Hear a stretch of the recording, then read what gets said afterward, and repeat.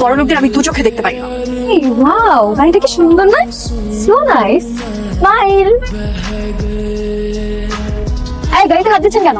Sorry sorry sorry, গাড়িটা কিন্তু খুব সুন্দর। সেরকম একটা গাড়িতে যদি উঠতে পারতাম। স্বপ্ন দেখতে থাকেন। গাড়িটা আপনাদের না? আমার বয়ফ্রেন্ডের। আপনার বয়ফ্রেন্ডকে একটু একবার অনুরোধ করবেন যে যদি শুধু একবার উঠতে দিত।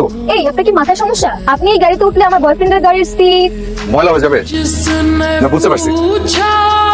हमसे बिछड़े यार का जिसने पूछा हमसे बिछड़े यार এক্সকিউজ মি। Yes? সরি, আসলে আপনি আমাদের সাথে প্র্যাঙ্ক করেছেন, রাইট? কারটা যে আপনার না বুঝে কত কিছু বলে ফেলেছেন। So sorry. আপনার নাম্বারটা একটু দেওয়া যাবে প্লিজ? আমি আসলে গোল্ড ডিগার থেকে আমার নাম্বার দেই না। কি সমস্যা? মনের মতো কাউকে খুঁজে পেলাম না। তোর সাথে প্রেম করার মানুষের অভাব। আমার সামনে যারাই পড়ে তার সাথে আমার ব্যাংক ব্যালেন্স থাকে। এমন কাউকে খুঁজে পেতাম যে বড় লোকের দু চোখে দেখতে পারে না। বড় লোক সহ্য করতে পারে না। ভার্সিটির ওই ডেঞ্জারাস মেয়েটার কথা মাথায় আসলো, শামা। শামা? হ্যাঁ, ফুটানি মারা কাউকে ও সহ্যই করতে পারতো না। বড় লোকদের তো সহ্যই করতে পারে না। ওর ধারণা বড় লোকরা হচ্ছে চোর, নয়তো বাটপার, বদমাস। তার আমি এটাই চাই। ওই মেয়ের পুরো নাম কি? তুই ফেসবুক আইডিতে আয় আমার সাথে। এই এই দেখ, রেডি হ। আমরা পুরো চিটাগাংয়ের এই মাথা থেকে ওই মাথা পর্যন্ত চষে ফেলেছি। কোথাও সামা নেই, কোনো সামা নেই। দেখি এটা কি স্বপ্ন নাকি আমি হিট স্ট্রোকে মরে গিয়ে বেহেশতে চলে আসছি? যাকে এতদিন খুঁজছিলাম সে কি আসমান থেকে টুপ করে এসে ছাদের উপর এসে পড়লো? এখানে কি করছেন? আসসালামু আলাইকুম। এই রুমটায় নতুন সার্ভার পেয়েছি। সজীব ভাই আপনাদের কথা বলেছিল। আপনি কি করেন? ওই টিউশনে খুঁজছি। যদি থাকতে চান তবে খুব সাবধান। এ বাড়িতে কোনো বড় লোকই চাল চলবে না। বড় লোকদের আমি দু চোখে দেখতে পাই না।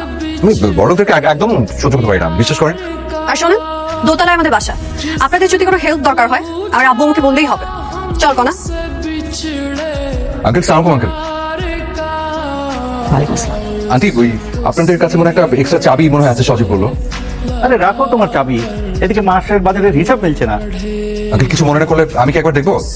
দেখো।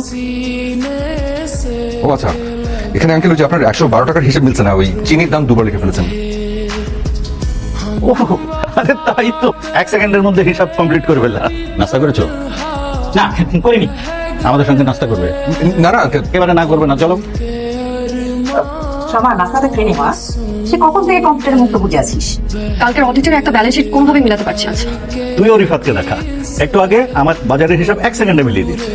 আব্বু, এটা না তোমার বাজারের হিসাব না, এটা কর্পোরেট ব্যালেন্স। আমি বিবিএ শেষ করেছি, আমি পারছি না। আর উনি আপনি বোধহয় ডেফার ট্যাক্স আর ইকুইড এক্সপেন্সের এন্ট্রিটা দুবার করে ফেলেছেন, অথবা কোনো একটা লায়াবিলিটি অ্যাসেট সাইডে বসে আছে। না মানে আমি ওই এখন থেকে টিউশনি করেছি তো, এই জন্য একটু একটু বুঝি। এই তো আপনি ব্যাংক রিকনসিলিয়েশন করার সময় একটা রিটার্ন চেক, মানে ওই চেকের এন্ট্রিটা আপনি মাইনাস না করে প্লাস করে দিয়েছেন। এই যে 0 ডিফারেন্স।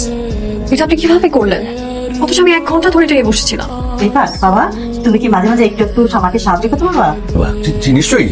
ঠিক আছে, তাহলে বিকেল 5টায়। আমার কেন জানি মনে হয় লোকটা শুধু টিউশনই করে।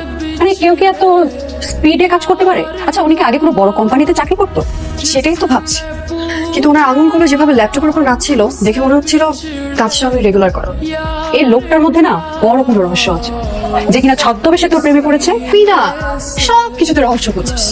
তবে যাই হোক, লোকটা কিন্তু ট্যালেন্ট।